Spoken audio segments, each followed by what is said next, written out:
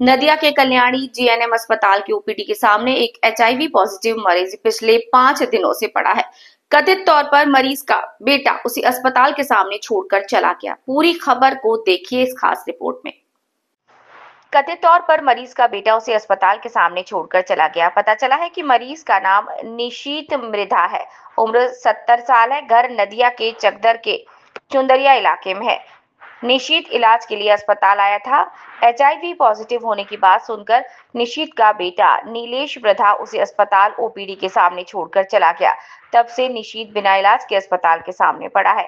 अस्पताल के सूत्रों के अनुसार निशीत को कहीं और भर्ती होने के लिए कहा गया था, लेकिन उसका बेटा निशीत उसे अस्पताल के सामने छोड़कर चला गया। उसके बेटे को बार बार फोन किया गया, लेकिन उसने फोन नहीं उठाया। আপনি পেশেন্টটাকে কবে থেকে দেখছেন? অনেকদিন ধরে দেখছি, অনেকদিন।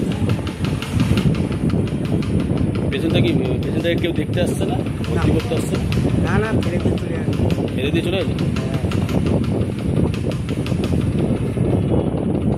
আপনি তো এখানে আছেন, আপনি কদিন ধরে আছেন? আমি অনেকদিন ধরে কলকাতা থেকে আমি এদিন চলে যাবো। আর চলতে পারছি না, হাঁটতে পারছি না, ঠাকুর নিয়ে যাবে।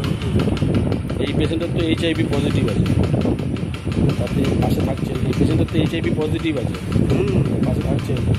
কোনো ডাক্তার এসে দেখেনি এনাকে? কদিন ধরে আছে আপনি? অনেকদিন আমি 3-4 দিন ধরে, তাই তো? আপনার নাম? আমাদের কি? হ্যাঁ, মন্ডল। আপনি এখানে কি করতে আছেন?